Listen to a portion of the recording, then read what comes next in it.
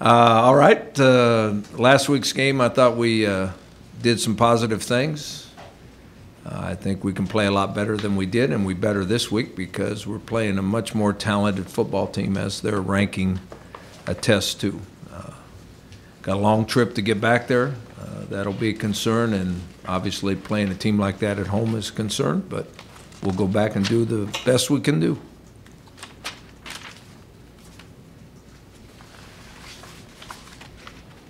Rocky, what's the differences that you see between a team that's in the top 25 or hovering around the top 25 and all the other teams? What are the key differences? You can't see any differences. I mean, preseason top 25 is based on reputation, Sure. and based on last year. It has nothing to do with how people have played this year. You got to get away at least probably halfway through the season, 5 or 6 games before you can say there's a difference between the teams ranked in the top 25 than anybody else. It's all reputation, and it's all how they played last year, and they've got good returning players. And I think they won 7 out of their last 8 and played really good last 2/3 of the season, and a lot of those guys are back, so that's why they're ranked in the top 25 right now. What did you see from them watching that game?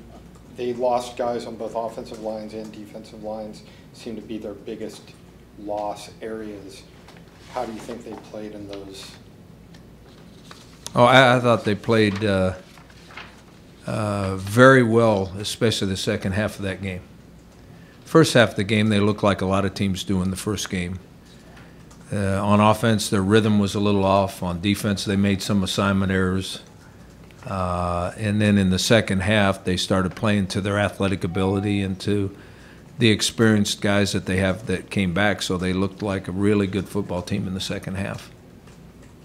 It was obviously they caused 3 or 4 turnovers and scored quickly, and the other team didn't even slow them down in the second half. Who are you guys expecting to see at quarterback? Expect to see both of them. How do you sort of prepare for what each of those 2 guys brings? There's not a lot of difference. One's a little more experienced than the other, but they run the exact same offense. And they have very similar qualities. They're really good athletes that both can run with the ball, and they both throw it well. I would guess that the freshman probably is not as comfortable with the scheme just because he hasn't executed the scheme as often. But they don't change scheme depending on which quarterback's in the game. It's the same scheme on offense. In an ideal situation, would you have wanted to play a different opponent week 1 to sort of get a better tune-up for an ACC team, or does that really make a difference? I don't think it makes a difference. I mean, every year your schedule is set by somebody else. In football, coaches don't get to set their schedule like they do in other sports. So you play whoever the athletic directors work out that you play, so there's no reason to even think about. Kind of like you guys, they have a pretty deep crew of running backs that they'll be using. Obviously, they have like 1 or 2 in particular that they'll use a lot, but what do you see from their running game, especially last year because they ran the ball a lot more last year compared to Saturday? Well, I think a lot of people associate a spread offense and a hurry-up offense with throwing it every snap. And I think that in a lot of cases that's the wrong assumption. Just because they're in the spread does not mean they don't want to run the ball. And, I mean, obviously this team has a lot of really good players at wide receiver. They got a lot of really good players at running back. And then both quarterbacks run the ball pretty well too. And they want to be a 50-50 team. When you watch what they do running the ball in the spread, they have a lot of variations. Some teams are just zone read teams. Well, they have some power plays for the quarterback. They have some zone reads and stretch reads where they read the end man on the line of scrimmage, and if the quarterback keeps the ball, they've pulled a guard, so it's like a power play for the quarterback. I mean, it's a very in-depth running game that most people probably don't see from the stands. It's hard to see on TV, but when you watch film, it's a very intricate running game, and they use those guys. I mean, they've got 4 really, really good running backs. And they give you the impression they want to be a 50-50 team. They're in the spread, but they're not out there just to wing the ball around. Now they run a play. I mean, we have the TV copy of their game. They snap the ball between 15 and 18 seconds almost every single time. And every once in a while, if they get a big play, they run up and snap it in about 3 seconds. They get on the ball and snap it. But most of the time, they're running a play between 15 and 18 seconds. So you're going to attempt to, I guess, switch out and rotate guys more often whenever you get the chance? Well, we're going to attempt to keep our guys fresh, yeah. And the way the referees or the way the officials are calling it this year, we've actually got a decent chance to do that. Last year, in our league especially, they did not indicate when the other team substituted from the sidelines, so we were stuck several times of not getting fresh players in. Now, universally, the referee, who you can actually see, is the one that indicates that the other team is substituting. He's easy to see. So when they substitute, we'll be able to substitute. 11 players for you guys making their first starts last week. Is that a concern, having this young team go on the road against a big-time opponent week 2? It's always a concern when you have new players that haven't played very much. But they should be a lot better week 2 than they were week 1. And we were concerned with them going into week 1, and they made a lot of mistakes. And hopefully you eliminate a lot of those mistakes between week 1 and week 2. Your linebackers this week, especially the middle guys with Calvin and Micah, are they expected to pretty much run with the first team again, or is it going to depend on how Largent and Gabbert kind of feel this? It depends on Largent and Gabbert. I mean, if they're running around full speed, I'd say they are the 2 starters. Now, they haven't gone full speed yet. I mean, even in the game, it didn't look like they were full speed. It looked like they were close. It looked like they were really close, but it didn't look like they were full speed. Did you look at the tape? What did you see that Quinn did good and not so good? His deep ball or deeper ball seemed to be a little bit off in terms of his accuracy the other day. I thought he was inaccurate in the first half. I thought he got better in the second half. I also, what he did really well is, and you don't know this from the sidelines, is that he did not make one mistake in protection. He did not make one mistake in checking to the right play when they would overload a side. And we didn't run a bad play, and that's all the quarterback. And that's hard to see from the sideline. Talk a little bit about what you saw from your offensive line. It was an FCS opponent, but compared to last year, this was pretty good production. I thought our offensive line played better than we did in the first game last year. I don't think our offensive line played as good as it was playing at the end of the year. But I think this offensive line has a lot more potential because of their size and strength. And we still have some guys that are fairly inexperienced in there. Our right tackle, that was the first game he's ever played at Division I. Our right guard played very little last year. Our center played a lot at tackle, but had never played center before in a game. You've talked about simplifying the defense somewhat because of the injuries. Do you still feel, I mean, their coach was very complimentary of you yesterday about, hey, we're going to see chaos and all this stuff. Do you still feel like, Rocky, that you, with the guys you have right now, you have the ability to disguise some stuff and to really create some things that people expect from San Diego State? I think we have to stay simple. I mean, we made a lot of mistakes in last week's game. And so we're not going to change anything on defense that would allow us to disguise things any better than we did in the first game.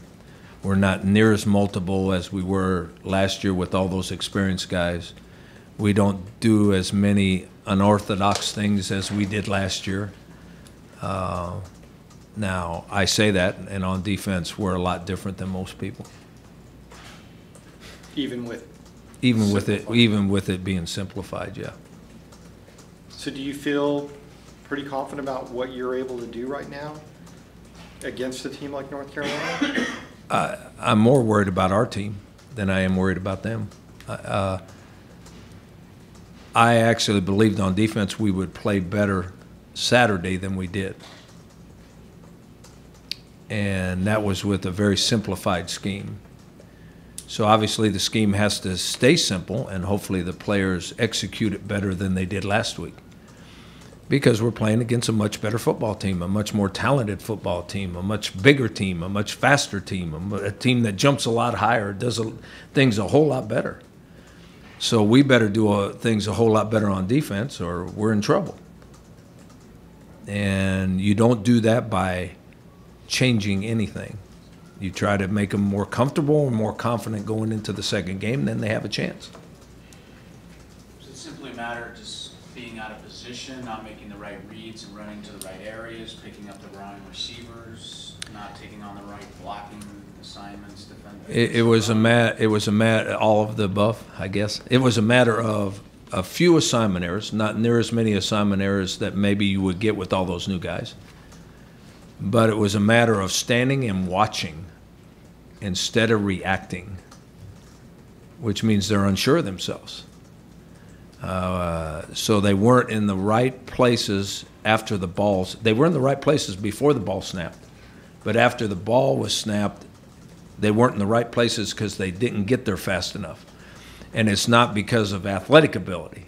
It's because they're unsure, so they're not reacting quick enough or fast enough. And that was against a slower football team than we're getting ready to play. Is that to be expected, though, based on how many young defensive starters that you have on your squad this year? I don't live in reality. Reality says that, but we don't live in reality. There's no excuses for not performing well, and nobody's going to tell you you're okay when you don't perform well because we got all those new starters. They're going to say how bad you played. With that in mind, Coach, how did you think your safeties played last weekend? Thought they played very average, below our expectation. For the same reasons that you just mentioned. Yeah, I mean, basically they're very talented athletes, and they're moving around like non-talented athletes.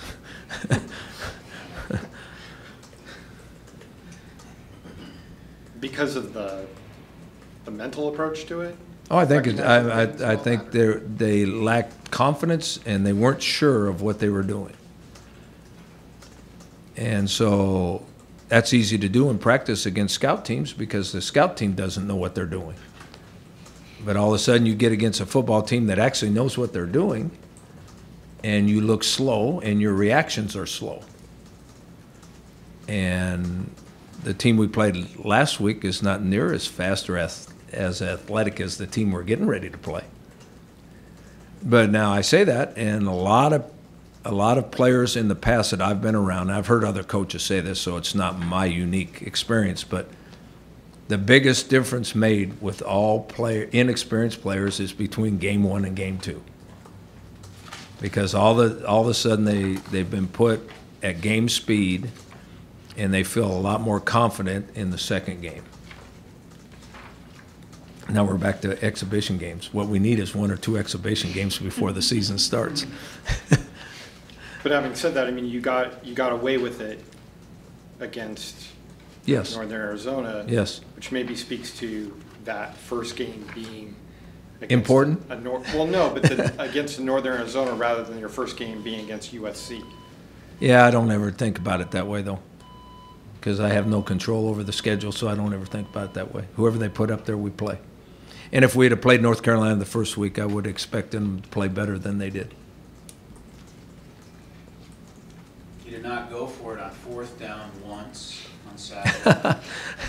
I thought about it. Last year, I was just curious. Did you have any thoughts, or I mean, how did you feel about the kicker? And he made the one, and I assume that's got you feeling a little. No, I thought special teams as a whole was the biggest positive on our team. I thought the guys covering kicks did a nice job. I thought the guys returning kicks did a nice job, even though they didn't give us a chance on kickoff returns because they blooped the ball. I thought the punt coverage team did a nice job. I thought the kickoff coverage team did a nice job. I thought our field goal kicker did pretty good, except for one kick.